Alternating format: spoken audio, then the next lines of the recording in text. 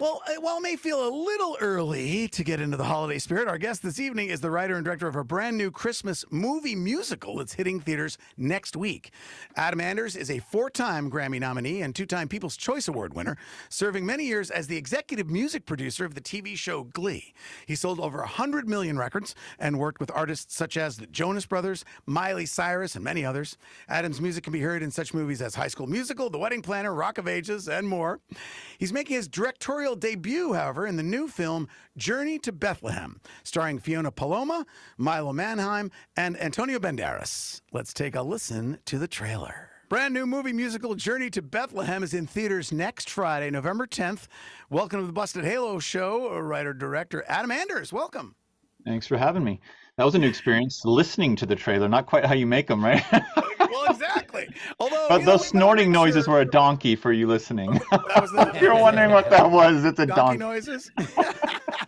So first weird. of all, thanks for joining us. We have years ago we talked a lot about Glee on the show. In fact, Ian Brennan is the son of a guy who used to be in my community, a Paulist priest who left the priesthood and got married to a nun. In fact, and Ian Brennan is their son. And I know you worked with him along with Ryan Murphy on Glee and many others. But I mean, boy, what you've been a part of so many major cultural iconic moments in entertainment lately. And I believe, though, that you've had the germ of this idea and wanting to do this project since before all of that, right? Yeah, it makes me sound old, but I first had the idea 17 years ago. So, of course, I was 2 years old when I had the idea. Yes, you were, of course, yeah. I was 2. Yeah, I had this idea. I was visiting my wife's family in Iowa at Christmas time, and I couldn't find a musical to watch. And I was like, why has nobody done this? Like, it's so obvious. It became so obvious. It was just like, boom, I had this idea of the Nativity as a musical. And I sat down and I wrote an 11-page treatment of this movie 17 years ago. Wow. The dream first kind of happened. And then I think God was like, hold on, you don't know how to make a movie. And then spent the next 17 years in training, working with the people you mentioned. And then he turned off the pause button in 2020, and I had 6 months with nothing else to do, as all of us did in COVID. Yeah. And after 14 years of failure, failure is a good teacher. I think I cracked it, and here we are. Congratulations. Yeah. I would say you had other things than failure in those 14 years. This was just a failure. The movie, other things were going great. This was terrible.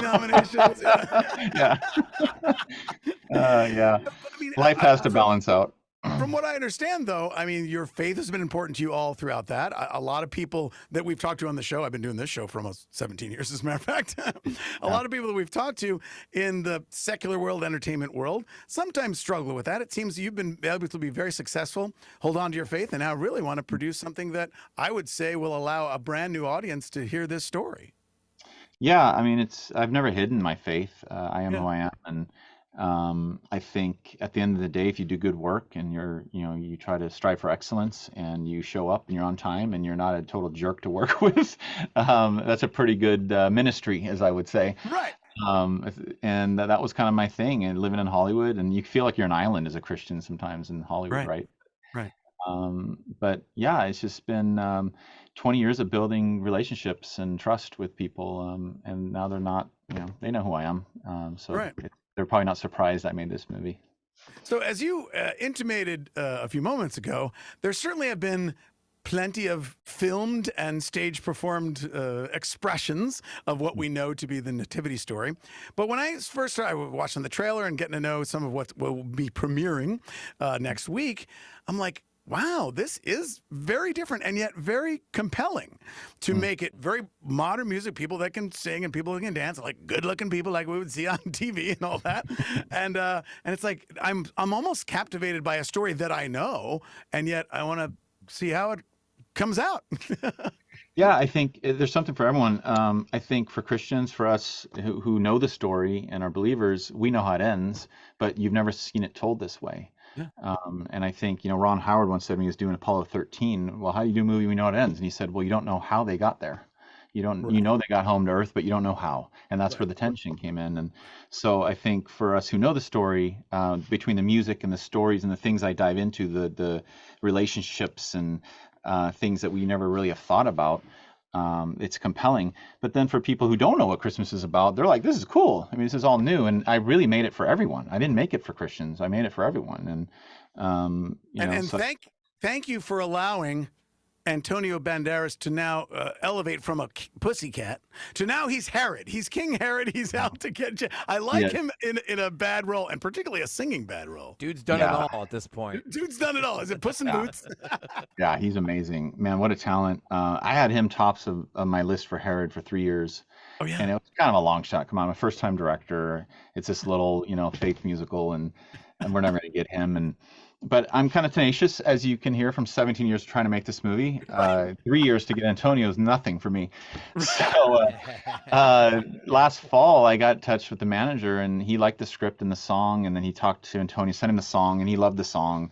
But he's like, I don't have time for this. I'm directing and starring in a play. He said, so don't bother me with this. But I kept following up. And the manager's like, no, he's doing this play. I'm like, well, where is he doing this play?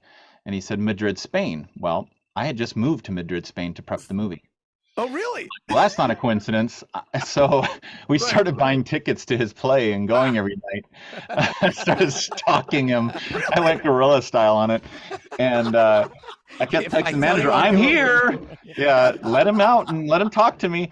And sure enough, one night he came out and we talked. And for like 5 minutes, I did my best elevator pitch. And he loved it. And he'd listened to the song again and loved the script and the concept, and he's a strong man of faith too. It's like, you know what? I love this. I like you. Let's do it.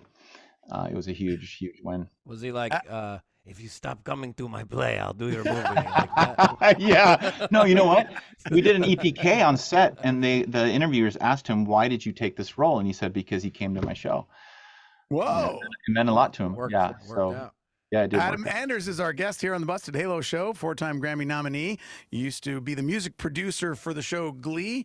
He's worked on High School Musical, Rock of Ages, Wedding Planner. His new film is called Journey to Bethlehem, and it is a movie musical about the Nativity story. All right, now I noticed as I was watching some of the footage that friend of the show, Christian artist Lecrae, not only is he in the movie, he's got a pretty important role, the angel Gabriel. I love whatever it's the makeup or costume. He looks like Iron Man or something. It's like one of the cooler angel Gabriels I've ever seen. He's really cool. He's a force. You guys know him, so you know what I'm talking about. I need an angel, right? You think of this archangel Gabriel, he's like battle tested, strong, whatever. Right. I'm like, well, who do I know who's like huge and has a presence and can really talk with power, but is humble and has a kindness to him and a softness and can disarm you. Right. And I go, Lecrae is the man. So yeah, I called him up and was like, man, what do you think about this? He's like, I never acted before, but I'll give it a shot. And so we started working together on Zoom, and he's amazing. He's so good in the movie. He looks incredible.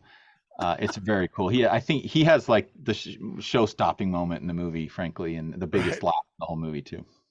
So for those who are now just hearing about this, it's really focused on the Nativity story.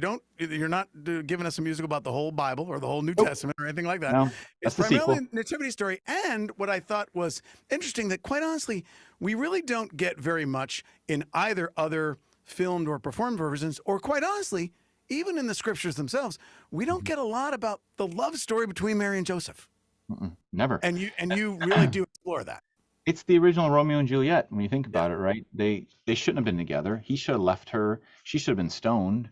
They surely shouldn't have gotten married. He shouldn't have taken the child as his own. He shouldn't have taken the stain upon him and his lineage and his family name, but he did.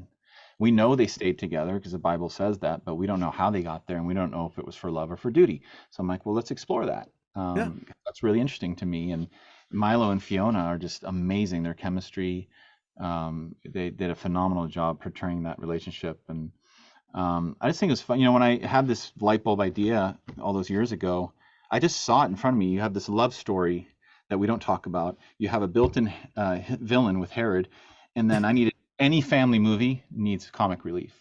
And it just hit me. I'm like, the wise men, they're the Three Stooges. And I'm like, it's so obvious. How has nobody said this? I mean, the writers of the Gospels missed it. Right. Well, you can get caught in a cave door so much easier than the big doors they had in Hollywood. That's right. So they're hilarious, and they're amazing in the movie. They're so funny. And I knew that to keep kids engaged, they have to laugh. Mhm. And so if we get serious for too long, it's like, boom, here come the wise men, break it up, make us laugh. And So, yeah, that was the goal, is to make it for the entire family. I mean, it certainly does occur to me that when you're talking about any primary source material that is kind of iconic and untouchable, like if somebody's doing, you know, you got people shooting a Shakespeare movie, and it's like, well, people are really going to critique. Obviously, as a believer, going to the revealed Word of God, that how do I dance on this delicately? But then it occurred to me that for all those years with Glee, you as a music producer, you had to take songs that everybody knew and loved and produce them again with the cast singing them and all that, and the choreography and the production you guys put. So you kind of got some training ground into how do I not ruin this thing that everybody loves but produce it anew. Is that fair to say? Was that some training for you? You know what? Unfortunately for Journey, there's a whole generation that thinks "Don't Stop Believing" is a Glee song. Sorry, that's Journey. my fault. I apologize. They're friends of mine now. It actually helped them too, but Right. yeah, kids that grew up on Glee, they're like, "Oh, that's that Glee song." I'm like, "No, no." Why are these I old think- guys covering this Glee song? Exactly. Who's this old '80s band like doing this Glee What song? are they doing? They're Yeah. butchering a classic. That's right. That's exactly right. But you know what? You know you've succeeded if you get that. So yeah, I think look, all the songs in this movie are original. It's an original musical. We do pepper in Christmas songs, but you know the funny thing about it is it's not Christmas until Jesus is born. Right. So I couldn't do a movie of Christmas songs. That makes no sense. Right. So it's very much an original musical, and the songs are telling the story of what these characters are going through. And Sure. you know, you have Herod. But I would think as a person of faith, there would be some trepidation. This is the inspired Word of God. How do I tread lightly? 100%. Yeah. Scared to death. You get a Yeah, target scared on to your death. back. Yeah, you get a Oh. target on your back when you touch this stuff. And Right. you know, I think two things I'll say about that. One, I put a message at the beginning of the movie. It says inspired by a true story. And inspired is the first word I want you to notice, because it doesn't say it's exactly Right. what happened, right? They didn't break into song and dance to pop music either. I know that. I'm fully aware. Thank you. But this is inspired by, and Well, then you know, the next somebody on social keyword. media is going to tell you that you. Of course that they you are. did that. Yeah. Yeah. It was ABBA music is what it was. But then the second thing is I say it's a true story, right? So the filmmaker, you know, from the beginning that the director and writer of this film believes in this story and believes it's true. And that's a really important thing for me to say at the beginning. And then I tell you from the beginning, it's okay to laugh. We're here to have fun, celebrate. You know, when I was a kid, I had a storybook Bible, and it was colorful and vibrant, and I would lean in and I'd go to the next page and I'd want to learn more because it was so beautiful and fun and vibrant. And then you see biblical movies so many times, it's sheep grazing in dirt, it's sandals and staff, and nobody smiles, and it's something I'm like, what are we doing?